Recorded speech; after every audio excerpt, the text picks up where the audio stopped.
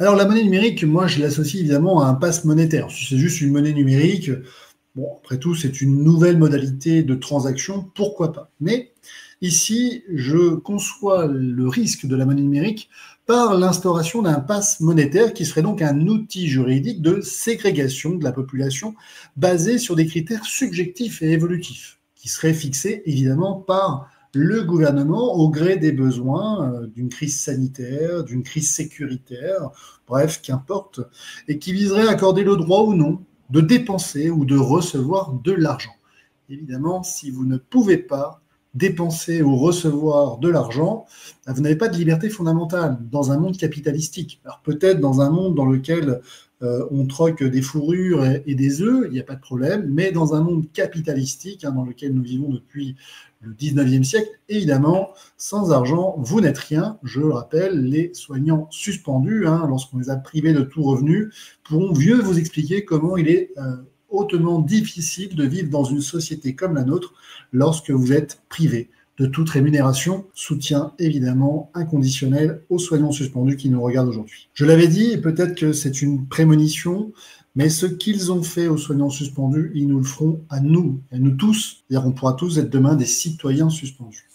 Alors la monnaie, revenons un peu sur ses caractéristiques, ça assure une fonction essentielle dans une société. Initialement, il s'agissait de pouvoir échanger des valeurs.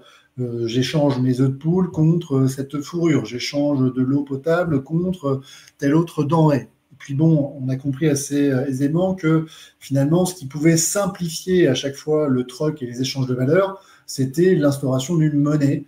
Et c'est comme ça que très rapidement, dans les sociétés, est apparue la monnaie. Je ne vais pas revenir sur l'histoire de la monnaie, ce n'est pas l'objectif, mais simplement pour expliquer qu'elle répond à un besoin social, à un besoin de toute société qui est de pouvoir échanger des valeurs. Elle est neutre et elle ne tient pas compte des origines sociales, démographiques, raciales ou autres. En d'autres termes, l'argent n'a pas d'odeur. Ouais, ça vient de là. Évidemment, même si vous êtes un gros con, vous avez le droit de gagner de l'argent. C'est pas là-dessus d'ailleurs que finalement on peut mesurer si vous êtes une bonne ou une mauvaise personne. Donc, ceux qui disent que mieux vaut être quelqu'un de gentil et aimé que riche, en fait, vous comparez deux choses qui n'ont rien à voir. Voilà, ça n'a strictement aucun rapport. La monnaie numérique, ça désigne donc toute forme de valeur monétaire dématérialisée. Donc, ça veut dire qu'on ne peut pas la palper. Elle est émise, stockée et transférée par voie électronique. C'est donc dans le monde digital. On distingue principalement trois types de monnaies. Et oui, quand on parle de monnaie numérique, on ne parle pas forcément d'euro numérique. On peut déjà distinguer les monnaies électroniques, les e-monnaies, les crypto-actifs ou les crypto-monnaies, comme le Bitcoin, ou les monnaies numériques de banque centrale. Les MNBC, c'est exactement de ça dont on va parler aujourd'hui, parce que bon, les crypto-monnaies ou les monnaies électroniques, ça ne nous concerne pas véritablement. Alors pourquoi on revient sur ce sujet, alors qu'à l'heure actuelle, ce ne sont que des discussions, des projets qui se discutent au niveau de l'Union européenne, mais qui aujourd'hui n'impactent pas notre vie. Ce n'est pas ce qu'on appelle du droit positif, c'est-à-dire que ça ne vient pas régir nos rapports avec les autres. Mais c'est parce que M. Darmanin a indiqué qu'il était nécessaire de mettre fin à la monnaie physique au profit d'une monnaie numérique afin de lutter contre le trafic de drogue. Ben oui, parce que, évidemment, c'est la meilleure façon pour lutter contre le trafic de drogue. Vous le savez bien, il n'y en a pas d'autre, bien entendu. Ainsi, l'État souhaite accélérer le lancement d'une monnaie unique entièrement digitalisée. Bon, vous l'aurez bien compris, finalement, la sécurité... c'est toujours l'argument invoqué pour restreindre nos libertés, comme si finalement les deux étaient constamment en opposition. On ne peut pas les concilier. Alors qu'il faut sauver la liberté, parce que si on sauve la liberté, on va sauver tout le reste, dont notre sécurité. Évidemment, c'est la monnaie numérique de banque centrale dont il faisait l'écho, pas des monnaies électroniques ni des crypto-monnaies. Les enjeux de la monnaie numérique, derrière, grand principe invoqué par le gouvernement, c'est la lutte contre le trafic de drogue, mais aussi contre le blanchiment d'argent. Bon, vous allez voir, en fait, ça va beaucoup plus loin que ça. Parce que, en effet, dès lors qu'un État est capable de tracer tout flux monétaire d'une entreprise ou d'un citoyen, quelle est la liberté qu'il vous reste? Parce qu'il faudra faire finalement patte blanche et expliquer toutes les dépenses que vous avez faites. Là, on va rigoler lorsqu'il s'agira d'examiner les dépenses que vous aurez faites sur quelques sites érotiques, les abonnements plus ou moins doteux auxquels vous aurez souscrit, évidemment la bague que vous allez acheter pour votre maîtresse, ou le cadeau pour une famille un peu cachée. Bref, l'État saura tout de vous et vous ne pourrez rien cacher à l'État. Est-ce que vous imaginez un peu ce type de société? Parce que c'est exactement ce que nous promet la monnaie numérique. Également, que peut-on faire encore confiance à un État qui a instauré le pass sanitaire, imposé le pass JO et lutté de toutes ses forces pour instaurer une zone à faible émission, les fameuses ZFE. Alors, ils ont été supprimés. On va voir si c'est vraiment le cas et surtout si ça ne revient pas sous une autre forme, puisqu'évidemment, si on le chasse par la porte, peut-être qu'elle reviendra par la fenêtre. La réglementation monétaire est essentielle pour les citoyens. Bah oui, si on parle de monnaie, on parle de votre vie courante en réalité, parce que ça conditionne vos libertés fondamentales. Sans argent, pas de liberté fondamentale. D'ailleurs, ça me fait penser à un livre qu'a récemment écrit Éric Larchevêque, que je salue, je ne sais pas s'il passera par là, mais qui a écrit Entreprendre pour rester libre. Évidemment, l'entrepreneuriat, le fait de pouvoir gagner soi-même son argent, c'est une manière de rester libre. Et pour avoir échangé avec lui, je sais que c'est quelqu'un qui tient à la liberté. Je pense que, raisonnablement, lorsque un pass sanitaire est instauré et que vous avez les moyens financiers que M. Larchevêque peut avoir, évidemment, c'est beaucoup plus facile de pouvoir vivre correctement. Le chef cuistot vient chez vous, la salle de sport est dans le sous-sol, et que vous avez toute une série de libertés que le citoyen lambda ne peut pas s'offrir. Donc, en d'autres termes, gagner de l'argent, c'est rester libre. C'est la manière de pouvoir dire à tout le monde, je vous emmerde. Sans argent, aucun moyen de savoir, enfin de pouvoir lutter contre un État qui cherchera évidemment à prendre le contrôle sur vous, parce qu'on l'a bien compris, les Gilets jaunes a traumatisé l'État, la crise sanitaire a été une démonstration de force pour montrer que notre corps n'était pas notre corps et qu'on faisait bien ce qu'on voulait de notre vie. Alors, la monnaie numérique, je l'ai expliqué, c'est une monnaie numérique de banque centrale, la MNNBC. C'est une monnaie légale au même titre que les billets et les pièces, mais qui se fait sous forme électronique. Et elle serait régie directement par la Banque centrale européenne, ce qui pourrait conduire, on le verra, à exclure les banques privées, les banques commerciales, BNP, LCL, etc. Alors, pour quelles raisons l'État veut-il imposer une monnaie numérique? Y a-t-il des bonnes raisons? Est-ce que c'est une bonne idée? Est-ce que l'outil est bon, mais simplement les dérives dangereuses? Eh bien, on va le voir. Tout d'abord, ce n'est pas quelque chose de nouveau, c'est quelque chose qui a été discuté au sein de la Commission européenne depuis au moins 2021. Donc, ça fait quand même un petit moment qu'on en parle, et depuis 2023, ça s'est accéléré. Alors, il y a plusieurs arguments qui sont invoqués. Tout d'abord, on parle de modernisation des systèmes de paiement. Il s'agit de répondre à l'évolution des usages des moyens de paiement. On paye de plus en plus avec sa carte, on fait des virements bancaires. En réalité, ce sont des inscriptions monétaires, comptables, mais il n'y a plus finalement d'argent physique qui transite. Donc, on se dit que ce n'est finalement qu'un moyen supplémentaire de digitaliser la monnaie. Ça permettrait notamment à tous les citoyens d'avoir un accès direct à une monnaie centrale en version numérique, utilisable sur smartphone ou carte, tout en assurant la continuité de l'accès à une monnaie publique sûre garantie par l'État. En d'autres termes, elle serait encore meilleure que la monnaie qu'on a actuellement. Selon la Banque centrale européenne, l'euro numérique pourrait devenir un moyen de paiement universel, complémentaire au cash et aux moyens privés de paiement. Alors, on en a parlé tout à l'heure, j'ai vu quelqu'un poser la question, est-ce que ça va nous empêcher de régler avec de l'argent physique? Ce serait le souhait de Darmanin. On va en parler justement tout à l'heure. Deuxième argument, c'est la préservation de la souveraineté monétaire. Ça permettrait de rendre l'Union européenne, puisque l'État n'a plus cette souveraineté, encore plus souveraine en matière monétaire. Et donc, dans un monde international, évidemment, cela renforcerait le rôle de l'euro. Cette coopération interétatique renforcerait surtout le rôle de l'Union européenne. Donc, pour ceux qui sont souverainistes, comme c'est mon cas, évidemment, vous aurez encore moins votre mot à dire sur les taux directeurs de la Banque centrale européenne ou finalement sur les grandes décisions qui impacteront la monnaie. Il y aurait aussi la sécurité, la résilience et l'inclusion financière. Ça renforcerait les systèmes de paiement en offrant une alternative publique aux infrastructures privées. Ce serait également un outil d'inclusion financière en permettant aux populations mal desservies par les services bancaires classiques, normal, on ferme toutes les banques dans les petites villes, d'accéder à un moyen de paiement numérique sûr et gratuit. Bon, faut-il encore avoir un smartphone, puisque sans smartphone, sans Internet, vous ne pouvez pas l'utiliser. Donc, quid en cas de blackout, comme l'Espagne l'a connu récemment, là, vous ne pouvez plus payer. Donc, également, on invoque l'efficacité de la politique monétaire. Ce serait de nouveaux moyens de politique monétaire, donc ce serait plus efficace. On pourrait lutter contre l'inflation, etc. Comme si les États avaient envie de lutter contre l'inflation. Je rappelle que plus l'inflation augmente, plus l'État s'enrichit, puisque ça augmente les impôts, ça augmente la TVA, etc., etc. Donc, est-ce que l'État a vraiment intérêt à lutter contre l'inflation? Je ne suis pas certain. Mais bon.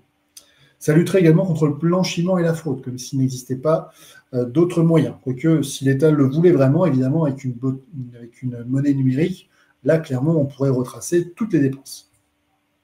Alors, pour quelles raisons les citoyens doivent s'opposer à l'instauration d'un euro numérique? En d'autres termes, pour quelles raisons mon cabinet est farouchement opposé à l'instauration d'une monnaie numérique? C'est pas tant l'outil, parce qu'après tout, il s'agirait d'un nouveau moyen de paiement, libre à nous de l'utiliser ou pas. C'est plutôt le fait que derrière cet outil, il y a des personnes qui se sont illustrées comme étant de farouches, opposant aux libertés fondamentales. Et naturellement, un tel outil entre de telles mains est nécessairement un danger. Donc, pour éviter que cet outil dérive entre des mains aussi machiavéliques, il est nécessaire que cet outil ne puisse pas exister ni advenir. C'est tout d'abord un risque d'atteinte à la vie privée. La finalité du monnaie numérique, c'est donc une stratégie globale de contrôle de la masse par les États. Vous allez comprendre pourquoi. Ce serait donc en fait un instrument de surveillance. Avec la mise en place d'une monnaie numérique, il serait impossible d'être anonyme dans les paiements que vous allez effectuer. On pourra absolument tout retracer. Il y a donc un risque de surveillance accru sur l'intégralité des transactions individuelles entre les entreprises, mais également entre les individus.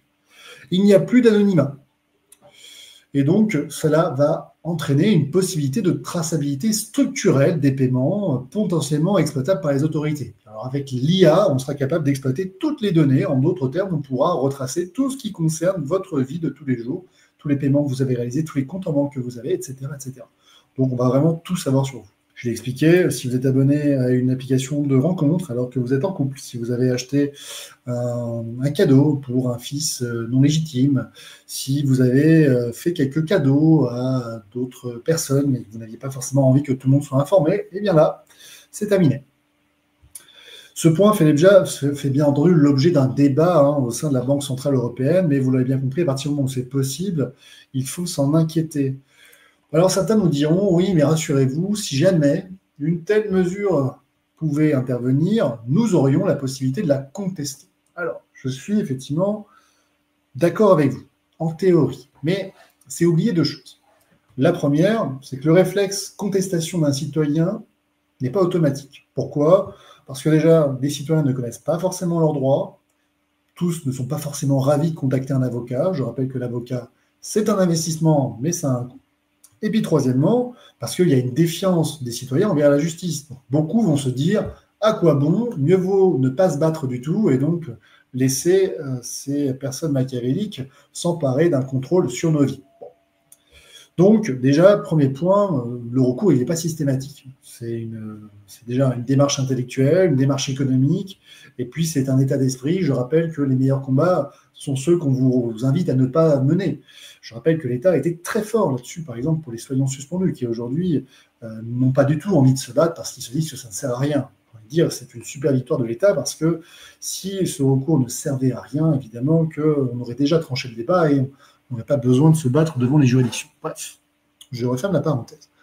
Mais surtout, rappelez-vous, lorsque mon cabinet a contesté le pass JO, le pass grands événements, je rappelle que ce n'est pas cantonné aux JO, c'est tous les grands événements, le préfet de département peut décider d'instaurer un contrôle des allées et des venues, des zones qui vont être limitées, des motifs que vous pourrez invoquer et des documents que vous devrez fournir pour pouvoir invoquer un motif prévu par les arrêtés. Donc on voit quand même que c'est effectivement très restrictif. Eh bien, nous avions invoqué, notamment au titre de la RGPD et de la directive Justice Police, le fait qu'avant de récolter toutes ces données personnelles, vous aviez l'obligation d'instaurer ce qu'on appelle une étude d'impact. En d'autres termes, vous allez chercher à mesurer si toutes les données que vous récoltez, elles sont strictement nécessaires, proportionnées et utiles aux traitements pour lesquels vous les avez récoltées. En d'autres termes, si vous pouvez récolter moins d'informations et que c'est aussi efficace que la mesure que vous cherchez à mettre en place, vous devez appliquer la mesure la moins restrictive. À cet argument, le Conseil d'État a botté en touche, il considérait que ce n'était pas le bon texte, bref, on ne sait pas trop ce qu'il avait voulu faire, mais il ne s'est pas penché du tout sur les questions. Ça veut dire quoi? Ça veut dire qu'on peut avoir une juridiction suprême qui peut décider de donner une argumentation plus ou moins convaincante, avec bien entendu aucun recours derrière, si ce n'est la CEDH, mais je le rappelle, on est sur des dispositions du droit de l'Union européenne et la CEDH peut considérer que ce n'est pas assez grave, etc. Et donc qu'il n'y a pas de recours possible. Donc ce n'est pas parce que vous saisissez la CEDH qu'automatiquement vous pourrez avoir une réponse de cette dernière. La deuxième, c'est que si votre avocat ne soulève pas cet argument, le juge ne peut pas s'en emparer d'office. Donc attention, ça veut dire que c'est un vrai travail qu'il faut réaliser et qu'il peut y avoir des arguments qui pourraient totalement passer à la trappe et ne pas être invoqués alors qu'ils permettraient d'obtenir une annulation d'un tel acte. Donc, ce n'est pas parce qu'un recours existe que ça entraîne de facto l'impossibilité d'instaurer une monnaie numérique qui serait attentatoire à nos libertés individuelles. Le juge n'est pas la garantie absolue qu'aucun excès ne va intervenir. Donc, pour éviter que notre avenir et nos libertés reposent sur une juridiction que j'estime être quand même particulièrement complaisante avec l'État, même si parfois il y a des décisions intéressantes, eh bien, moi, je recommande en tant qu'avocat que cette mesure ne puisse même pas être possible. La deuxième risque, c'est la concentration excessive du pouvoir monétaire entre les mains d'un État, et ici notamment d'une banque centrale européenne. On aurait donc une institution qui n'est pas élue démocratiquement, qui pourrait décider de grandes décisions financières et monétaires qui pourraient impacter notre vie. Bon, là, c'est quand même le contraire de la souveraineté, c'est le contraire de la démocratie, et forcément, c'est extrêmement dangereux. On offrirait aux citoyens un accès direct à la monnaie centrale, la BCE, mais ça deviendrait également une concurrente des banques commerciales qui finirait par disparaître en réalité. Ça entraînerait également une désintermédiation bancaire avec des effets systémiques sur la stabilité financière en période de crise.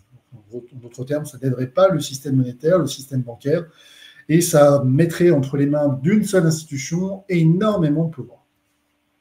Il y a également des restrictions aux libertés économiques. Et oui, l'euro numérique pourrait permettre l'introduction de fonctionnalités programmables, c'est-à-dire qui autoriserait une autorité centrale à restreindre ou à conditionner certains usages de la monnaie. C'est ce que je vous avais expliqué. Vous ne pourrez pas utiliser votre monnaie à tout moment pour n'importe quel achat. On pourra notamment prévoir la limitation des montants transférables. Bon, c'est déjà plus ou moins le cas, mais là, on pourrait fixer finalement en fonction de votre capacité à être solvable en direct. On prévoit également une date d'expiration des fonds ou encore des restrictions par catégorie de biens ou de services. Bon, là, ce serait vraiment terrible, mais on pourrait considérer que certains services seraient moins utiles que d'autres et que par conséquent, vous ne pourriez pas en acheter au-delà d'un certain montant. De telles fonctionnalités, bien que techniquement possibles, ouvrent la droit à des dérives autoritaires. Je pense que vous l'avez compris, qui seraient, à mon sens, totalement contraires à des libertés fondamentales. Mais encore une fois, ce n'est pas parce qu'un texte assure la garantie d'une liberté fondamentale que dans les faits, c'est respecté. Je pense que la crise sanitaire a parfaitement démontré que même si nous avions les textes les plus protecteurs au sens national, si des juges estiment que la situation est suffisamment grave pour justifier telle restriction, eh bien ces textes ne s'appliqueront pas. C'est là la grande dérive. C'est pour ça que je vous avais expliqué, il ne faut pas que nos libertés reposent entre les mains de quelques magistrats, parce que ce sont des hommes et des femmes, ils sont faillibles, ils sont corruptibles, et puis parfois ils sont également susceptibles d'être eux-mêmes influencés par une certaine une certaine manière de concevoir la société. Donc évidemment, c'est un risque.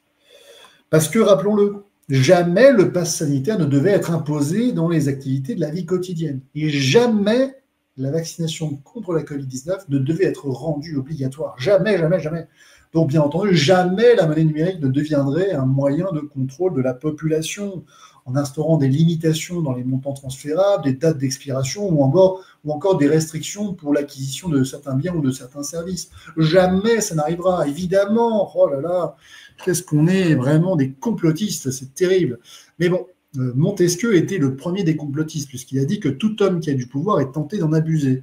Que va faire le gouvernement lorsqu'il aura à sa disposition un outil numérique qui lui permettra de pouvoir installer de telles restrictions? Rappelez-vous, qu'est-ce qui va se passer si demain on a de nouveau une crise sanitaire avec des personnes qui ne seraient pas extrêmement favorables à se soumettre à des injonctions, voire parfois des injections complètement farfelues? Qu'est-ce qui se passerait si demain on avait un mouvement social type Gilets jaunes mais puissance 10, avec évidemment une crise sociale et une crise sécuritaire extrêmement importante? Pensez-vous pas que cet outil pourrait être un excellent moyen de contraindre, sans véritablement le dire, des récalcitrants, des complotistes, des dangereux manifestants à pouvoir rentrer dans le rang en leur coupant les vivres, en leur interdisant de pouvoir dépenser leur argent, en limitant leurs activités économiques. Que pensez-vous véritablement de votre pouvoir de lutter contre un État lorsque celui-ci aura un tel outil entre les mains? Et ne pensez-vous pas que si l'État invoque une crise sanitaire, une crise sécuritaire, les juges, les magistrats qui ont été jusqu'à maintenant de nature à être saisis ne seraient pas tentés de se dire que la situation est tellement grave que ça justifie des restrictions de liberté qui n'avaient jamais en temps normal été envisagées ni envisageables, évidemment, jamais, jamais. Bref, vous l'aurez compris, si on laisse rentrer la monnaie numérique, ce sera la voie ouverte au pass monétaire et avec lui, toutes les restrictions possibles et imaginables à l'encontre de quiconque oserait contester ou défier le pouvoir en place. On aurait également un risque de disparition progressive du numéraire, c'est l'argent fiduciaire, c'est l'argent liquide. C'est votre terme, tout à l'heure vous avez posé la question, est-ce que l'argent liquide pourrait coexister? En principe, oui, il est censé pouvoir coexister parce qu'en cas de blackout, on doit pouvoir disposer d'autres moyens de paiement. Et parce qu'aujourd'hui, les règles de droit prévoient qu'il y a une équivalence entre un virement numérique, un virement bancaire ou un virement, évidemment, monétaire fiduciaire. Donc, ce serait évidemment une modalité supplémentaire, mais on peut s'y attendre. C'est un peu comme ça que ça s'est passé. Rappelez-vous, le pass sanitaire, il pouvait être aussi en format papier. Mais à ce moment-là, je peux vous assurer que vous aviez toutes les difficultés du monde à le faire valoir dans la vie de tous les jours. Parce que tout était fait pour que ce soit contraignant et chiant. En d'autres termes, on ne va pas vous interdire d'utiliser l'argent, mais on va le conditionner, on va le soumettre à de telles conditions que ça rendra son utilisation quasiment impossible. Et évidemment, on ne va pas vraiment l'écrire dans les textes, on va mettre des notes, des circulaires, des textes qui ne sont pas vraiment des textes, ça s'appelle du soft law, et on va rendre finalement contraignant des mesures qui ne l'étaient pas à la base.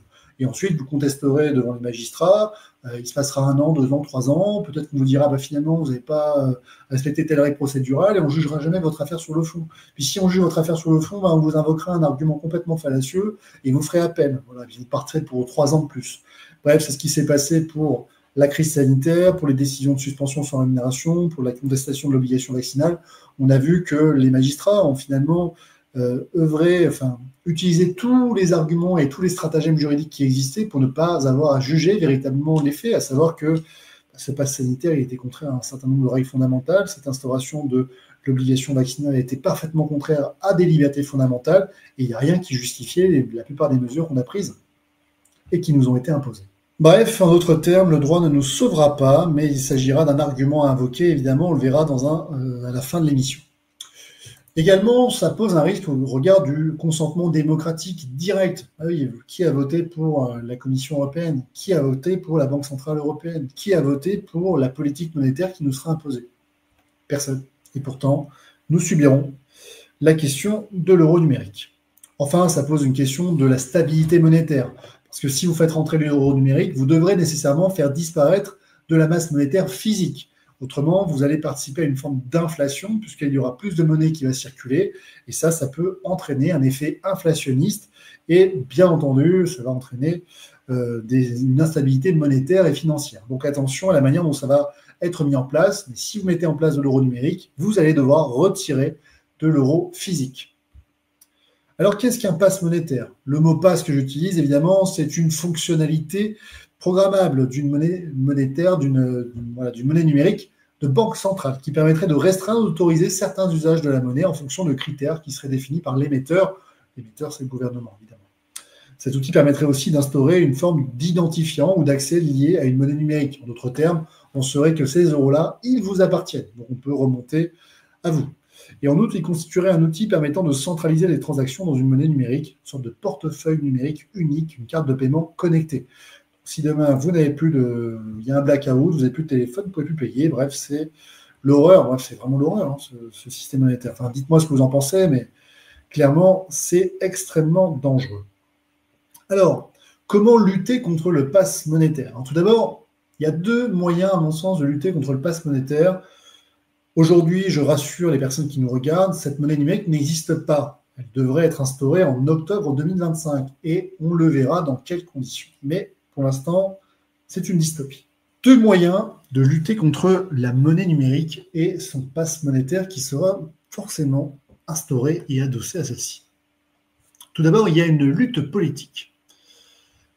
La première des luttes, c'est, comme l'a fait Alexandre Jardin avec les ZFE, c'est prendre la parole dans les médias, avoir des tribunes médiatiques, parler avec des hommes politiques, chercher à convaincre et à faire en sorte que les parlementaires, qui aujourd'hui n'ont quand même pas beaucoup de pouvoir, hein, c'est pas vraiment eux qui décident, mais bon, il faut quand même discuter avec eux, puissent militer pour s'opposer à l'instauration d'une monnaie numérique. Sachant que même si on accepte l'instauration de cette monnaie numérique à côté des autres monnaies traditionnelles, fiduciaires et physiques, évidemment, cela entraînera le risque que cette monnaie prenne le pas sur les autres et que par conséquent, elle soit instaurée comme étant la monnaie unique. Donc, c'est la première chose. La deuxième chose, on peut également utiliser les réseaux sociaux pour alerter, parce qu'aujourd'hui, si vous alertez quelqu'un dans la rue en lui parlant de la monnaie numérique, il y a de fortes chances qu'il vous regarde comme ça en ne comprenant pas véritablement de quoi vous êtes en train de parler. Également, et ça c'est très intéressant, on peut privilégier les paiements en espèces pour encourager notamment les commerçants qui refusent la monnaie numérique et qui acceptent ces modalités de paiement. On peut également faire valoir son droit à payer en espèces devant les juridictions en cas de refus illégal. Donc on poursuivrait systématiquement, on stigmatiserait systématiquement les commerçants qui refuseraient le paiement autre qu'en monnaie numérique. Bref, il y aurait toute une série de mécanismes sur lesquels on pourrait s'appuyer pour lutter contre l'instauration d'une telle monnaie numérique.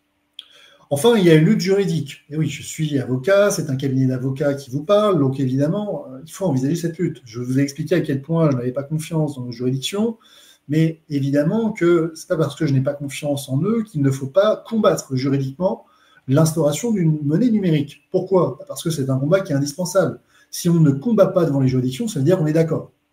Non, il est hors de question.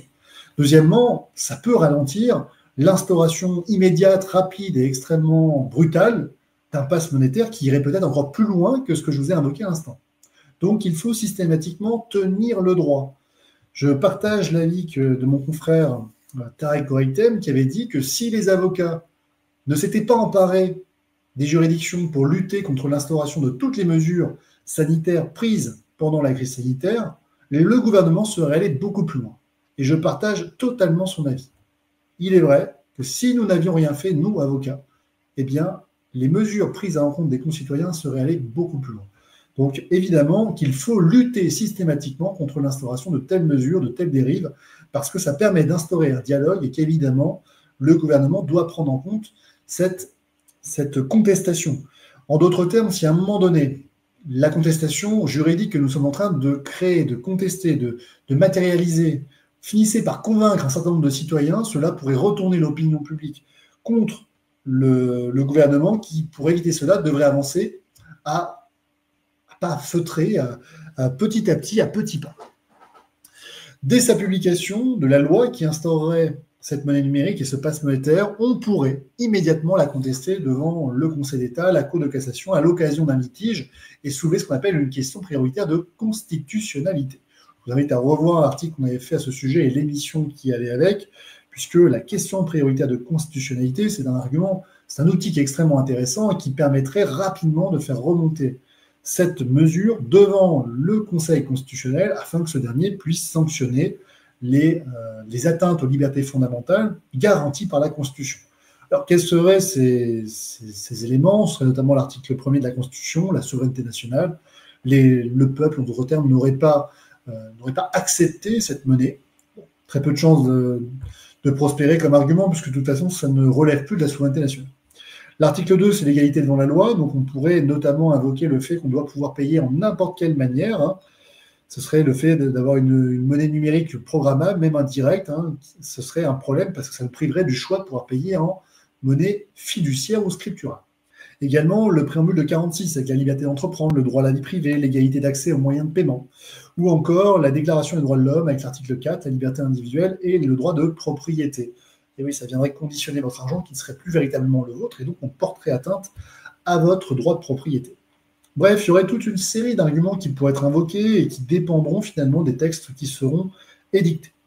On pourra également attaquer tous les actes réglementaires qui vont venir appliquer dans la vie quotidienne la loi qui aura instauré une monnaie numérique et rendu possible sa programmation, ses limitations et ses conditions d'accès.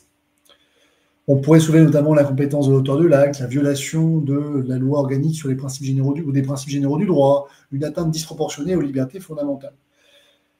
Bref, il y aurait toute une série d'arguments, mais qui évidemment devront être adaptés, devront être approfondis et qui n'emporteront pas automatiquement gain de cause. Quoique, rappelons-le, on a quand même eu quelques victoires durant la crise sanitaire, donc pour ces quelques victoires, il faudra se battre systématiquement.